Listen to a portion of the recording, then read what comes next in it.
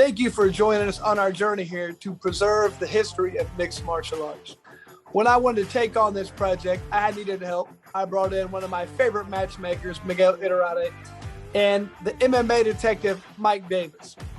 So to do this, we've been able to preserve history. Welcome and enjoy. Welcome back to Mixed Martial Artifacts. I am the MMA Detective, Mike Davis, along with me, Miguel Iturrate. And Miguel, we've got another episode with collector extraordinaire, Ed Thiesen. Ed, thanks for joining us. Oh, thank you, guys. Yep, here we are, Mixed Martial Artifacts. And Ed, this will be our 8th episode. So what do you got for us? Today I have the shorts that Cain Velasquez wore in his championship fight of UFC 121 against Brock Lesnar, where he ended up beating Brock for the belt. So Cain Velasquez, obviously in the news right now, is regarded, Daniel Cormier has stated, the best fighter ever to come through the American Kickboxing Academy, which is a very historic gym, is that of Cain Velasquez. And with Cain Velasquez and Brock Lesnar, it was pro wrestling meets mixed martial arts. And I'm not sure Brock Lesnar gets the credit that he deserves. Miguel, would you not agree with that statement? You know, I'm on the fence with Brock. You know, I think that I would have liked to have seen him dedicated more to the sport completely for a longer period of time in order to judge him. I think his record is fantastic and what he's achieved is great in terms of, you know, how he applied himself and things.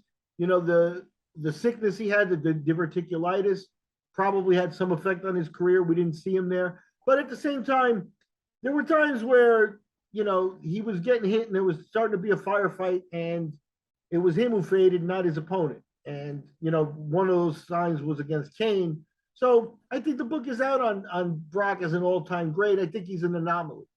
But here, all-time great, I'm not going to co-sign on that, but I will say I think a lot of people will diminish his value and not really look at him for what he is. Brock Lesnar, like you said, diverticulitis. They said it would take a year for him to get his cardio back, and within 9 months, he was back in the cage. So he had about one strike against him, just going back into it. But what he had accomplished, winning the UFC championship belt in less than 5 fights, is that'll never be done again.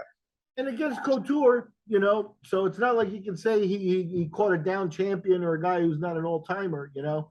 So Brock definitely has his features, but I think against Cain, you start checking off boxes where they're, you know, equal in size, equal in wrestling caliber, you know, or experience, and, you know, a lot of ring time, a lot of matches. And then you start getting to, you know, MMA fighting, you know, and all those checkoffs start to benefit Cain.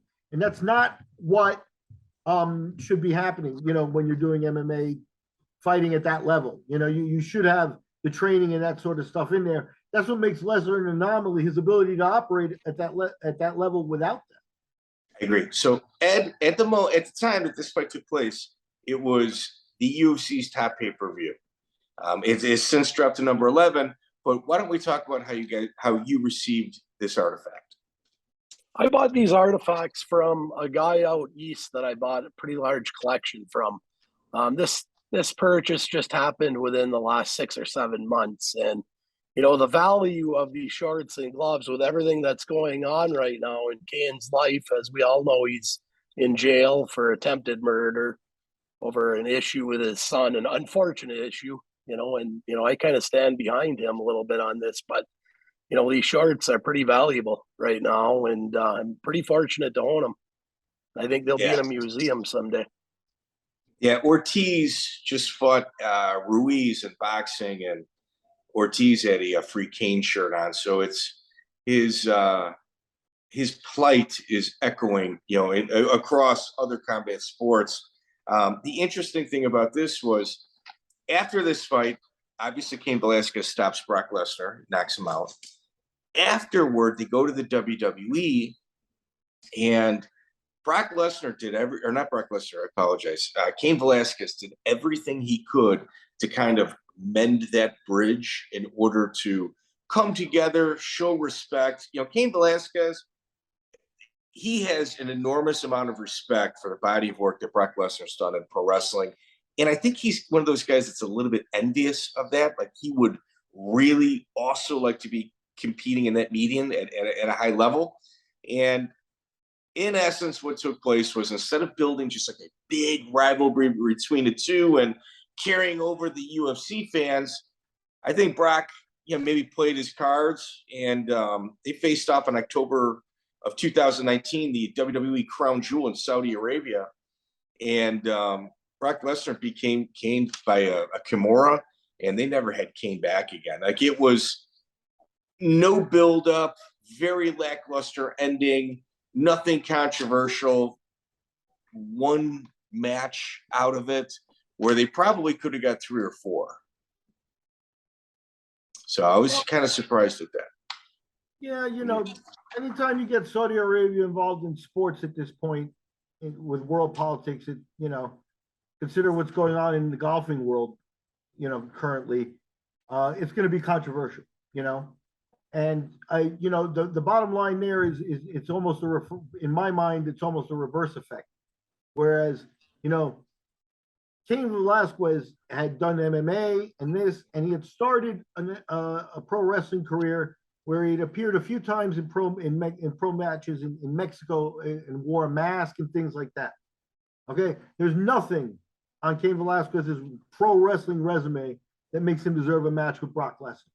So he just by getting there, he was already in over his head. And I'm not surprised it's the same treatment that Brock got in over there. He's in a title fight against a real fighter, and it was proven. So yeah, and Brock's an ego. So I think I'm not surprised that Cain didn't hold up in WWE. I almost feel like, he's an amazing athlete, but I think he still needed to pay dues in that business for him to really catch on and get some respect over there. I think they bought him in. The fact is the crown jewel was a money grab. They had Shawn Michaels return for some of those shows. I mean, how long has he been retired?